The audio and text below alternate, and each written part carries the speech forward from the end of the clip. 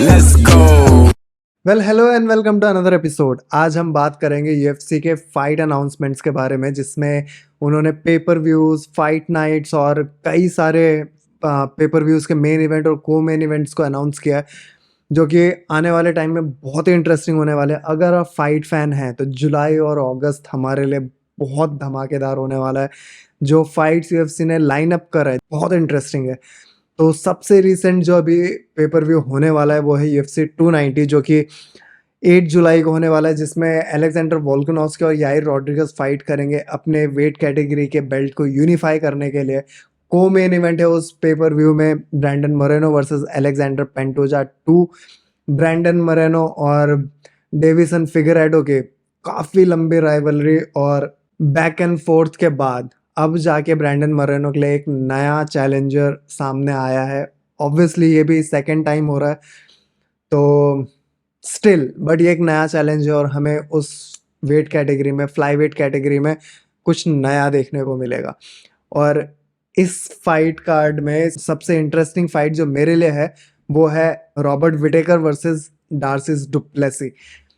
अब इसमें इंटरेस्टिंग चीज़ ये है कि इज़राइल आदेसानिया ने रॉबर्ट विटेकर को 2 बार हरा रखा है। अगर रॉबर्ट विटेकर डार्सिस डुप्लेसी से जीत जाते हैं तो उस वेट कैटेगरी में कुछ भी बहुत इंटरेस्टिंग नहीं होगा। बट अगर डार्सिस डुप्लेसी जीतते हैं, इज़राइल आदेसानिया के लिए एक नया चैलेंजर आएगा और उन दोनों में ऑब्वियसली एक बैड ब्लड अभी से बैक एंड फोर्थ चालू है, वो भी अफ्रीकन कॉन्टिनेंट को लेके कि अफ्रीकन है या नहीं है, नेटिव अफ्रीकन है या नहीं है। इस फाइट की जो राइवलरी है, जो इसमें मसाला है, जो फ्लेवर है, उसमें बहुत मजा आने वाला है। To be honest, UFC 290 pay per view records break करेगा, आई एम टेलिंग यू अभी से।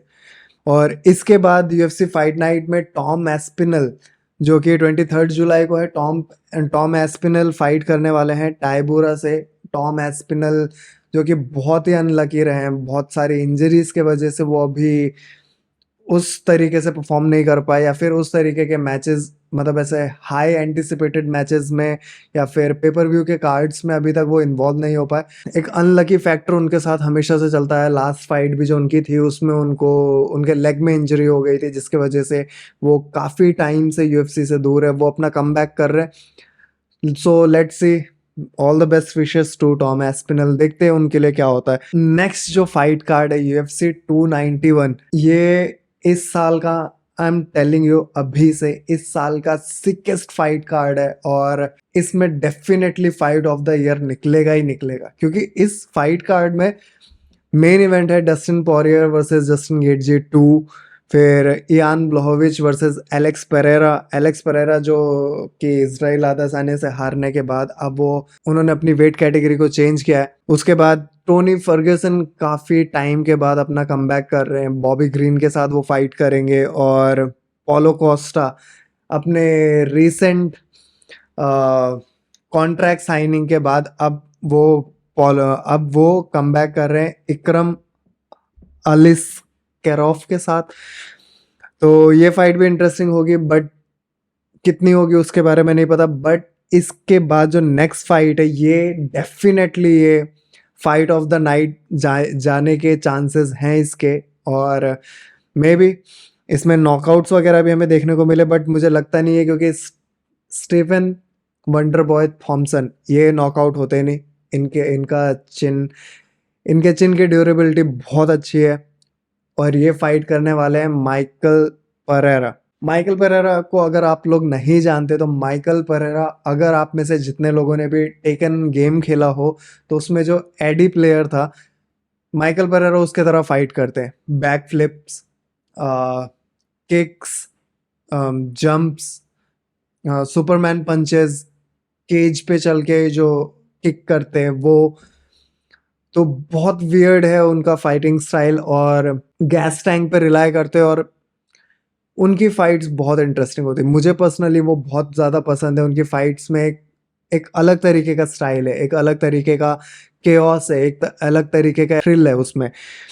तो बहुत इंटरेस्टिंग होगा। उसके बाद डेरिक लुइस अपना कमबैक कर रहे हैं। मार्कोस रोगेरियो डिल लामा के साथ। ये फाइट भी बहुत बहुत ही इंटरेस्टिंग होने वाली है, क्योंकि Michael Chiesa versus Kevin Holland. Kevin Holland जो कि जिन्हें द बिग माउथ कहते हैं, उनकी फाइट ऑब्वियसली इंटरेस्टिंग होती है। उनकी फाइट्स, उनके कॉन्फ्रेंसेस, उनके इंटरव्यूज बहुत इंटरेस्टिंग होते हैं। वो एक अलग फ्लेवर लेके आते हैं अपने फाइट्स में। और फिर आता है UFC 292 20 अगस्त को, Aljamain Sterling versus Sean O'Malley. अब ये फाइट बहुत टाइम से सब एंटिसिपेट कर रहे थे। शॉन ओमैली ने जब पीटर यान को हराया था, उसके बाद से ये सिचुएशन, हेनरी सहुडो आके आने के बाद से ये सिचुएशन इस तरीके से डाइसी हो गई थी कि शॉन ओमैली कब एल्जमिन स्टर्लिंग से फाइट करेंगे वो क्लियर नहीं था। बट फाइनली ये फाइट हो रही है, और ये 20 अगस्त को होगी, जिसमें शॉन ओमैली और एल्जमिन स्टर्लिंग मेन इवेंट पे फाइट करेंगे। और को मेन इवेंट में जैंग वे ली वर्सेस अमेंडा लेमॉस, ये दोनों फाइट करने वाले हैं। और इसी फाइट कार्ड में, इसी पेपर व्यू में हेनरी सहुडो फाइट करने वाले हैं मार्लन वेरा से। अभी ये फिक्स है ऑलमोस्ट। और अगर ये fight same pay per view, same fight card में होती है, तो ये बहुत इंटरेस्टिंग होगा, क्योंकि हेनरी सहुडो और एल्जमिन स्टर्लिंग से एक रीमैच करना चाहते हैं, और जो कि फेयर भी होगा। जिस तरीके का फाइट था, जिस तरीके के कंट्रोवर्सीज हुए थे, हेनरी सहुडो जिस तरीके से क्लेम कर रहे थे कि वो ये फाइट जीत गए, और ये उनके साथ एक रॉबरी भी है, तो एक रीमैच तो बनता है। क्योंकि फाइट इतनी भी बुरी नहीं थी, दोनों ही कॉम्पिटिटर्स ने अच्छा compete किया था, तो एक रीमैच तो बनता है। उसके बाद सबसे इंटरेस्टिंग फाइट नाइट 27 अगस्त को, max Holloway versus the Korean zombie. Same weight category में होके मैक्स हॉलोवे ने काफ़ी टाइम तक चैंपियनशिप बेल्ट को रिटेन करा, बट कभी भी उन्होंने कोरियन ज़ॉम्बी से फाइट नहीं करी। और ये फाइट बहुत इंटरेस्टिंग होगी। मैक्स हॉलोवे की फाइट हमेशा ही इंटरेस्टिंग होती है। अलेक्जेंडर वोल्कानोव्स्की के साथ जो उनकी 3 फाइट हुई, अगर हम उसको हटा देते हैं, तो मैक्स हॉलोवे का करियर नेक्स्ट लेवल है। और जिस तरीके से वो फाइट करते हैं, जो उनका फाइट आईक्यू, जो उनकी फाइटिंग स्टाइल है, जो स्किल है, वो नेक्स्ट लेवल है। तो कोरियन कोरियन ज़ॉम्बी के साथ ये फाइट देखना बहुत इंटरेस्टिंग होगा। तो इसी के साथ आज का ये वीडियो यहीं ख़त्म करते हैं। नेक्स्ट वीडियो में मिलते हैं।